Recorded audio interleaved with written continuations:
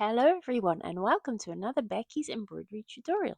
Today I'm going to show you how I made this embroidery of the world's cutest raccoon, Jimothy, and talk a bit about what I do while embroidering and why I do these things.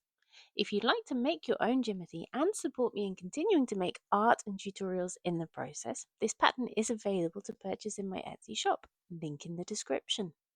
So to begin with, I've traced the main outline onto my fabric using a heat erasable pen.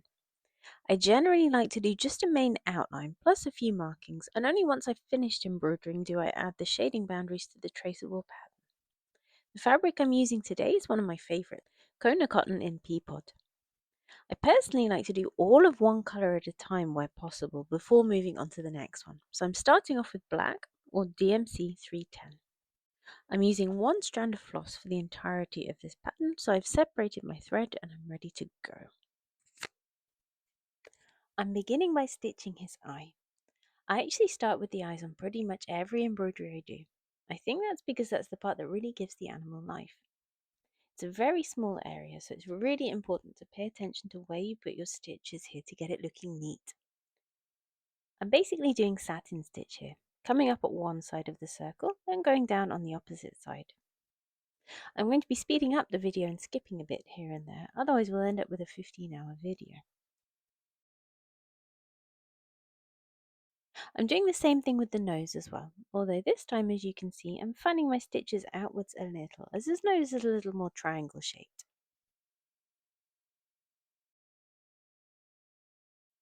For his feet, I'm basically doing a couple of straight stitches on each toe, and I'll fill in the rest with a lighter colour later.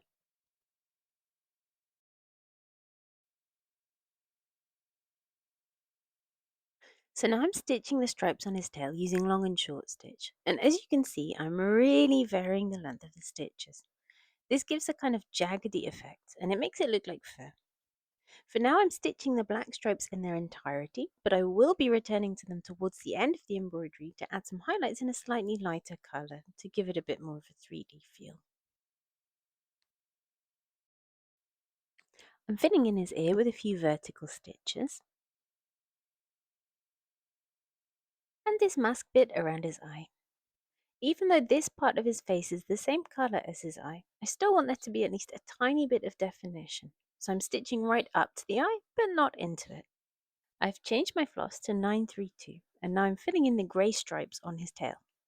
I'm using long and short stitch, and as you can see, I'm both beginning and ending my stitches within the black stripes I made earlier. This helps to blend the areas together a bit. Note the way I'm changing the angle of my stitches to fit the shape of his tail. This is really important when thread painting, as it helps to create the illusion of a 3D object. For the top of his ear, once again I'm changing the direction of my stitches as I move my way around.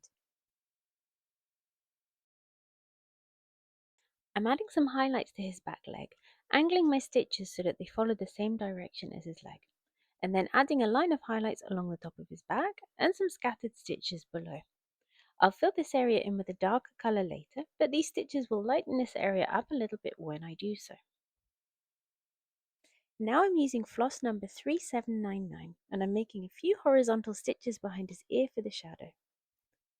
Stitching the creases on his neck using long and short stitch. Again, angling my stitches to follow the shape of his body. And then adding some shading to his front arms, the front of his head, and the crease in his tummy. Plus the shadows on his back legs and behind his tail. Look at the way I'm sloping my stitches as I do this part to give his body its shape. With 414, I'm filling in the right hand side of his tail. I'm using a slightly darker colour here, as the way the light falls would cast a shadow on this part in real life. I'm beginning to stitch this mid-tone section on his back by filling in the gaps between the highlights I made earlier. Make sure not to leave any gaps here.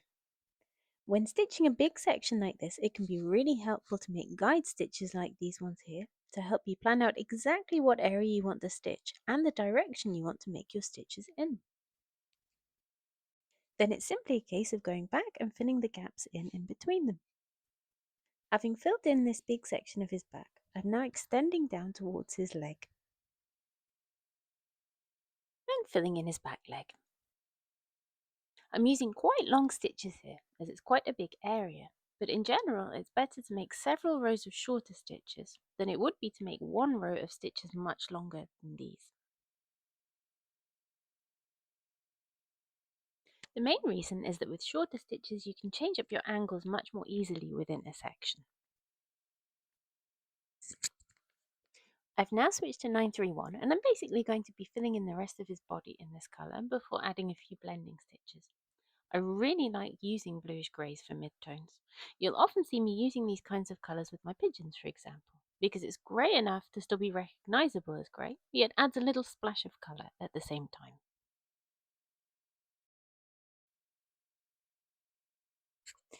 So now I'm filling in his face, working my way down, then across to in between the folds of his neck. As with the stripes on the tail, I'm extending my stitches into this darker section to help blend the two colours together.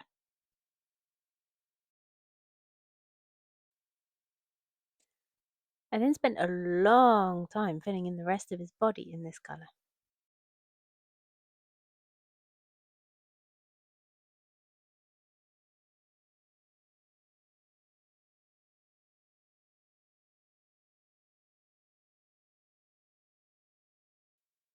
And then it was on to the blending stitches.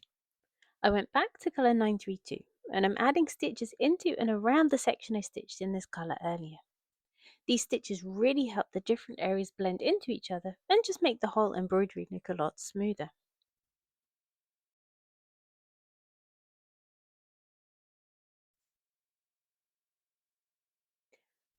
When filling in this top part of his face, using floss number 27 by the way, I started off by making a few guide stitches for myself before filling the area in. This just helped me to get the direction of the stitches right. I did the same thing for his muzzle, and then added a couple of highlights to his eye. Arguably the most important part of the whole embroidery. It's amazing the difference a couple of little stitches can make. Time to add a few finishing touches before moving on to the beading. I'm using 823 to add some highlights in the black bands in the centre of his tail and a couple of little spots near his nose.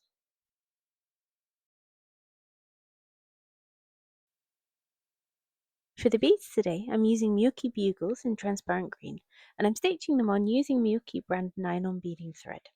I prefer to use beading thread instead of normal embroidery floss as it's much stronger and therefore there's a much lower risk of it breaking.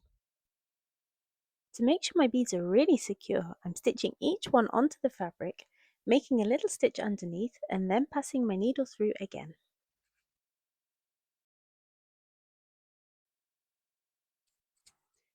For these little bead clusters, I started by bringing my needle up through the fabric and threading on 3 of these pink beads, which are Miyuki Delica size 11 in silver lined fuchsia. I then went back down into the fabric right next to where I came back up again through the middle of the little cluster of beads I'd just created, and back down again on the opposite side. Et voila! One exceedingly handsome Jimothy the Raccoon. If you'd like to learn how to create your own realistic colourful thread paintings, I have a whole host of detailed step-by-step patterns available in my Etsy shop, Becky's Embroidery Shop. You can find the link in the description below. If you found this helpful, please subscribe to my channel. I'll be adding lots more embroidery tutorials and how-tos over the coming months. And if there's anything in particular you'd like me to cover, drop me a comment below to let me know. Thank you very much for watching, and until next time.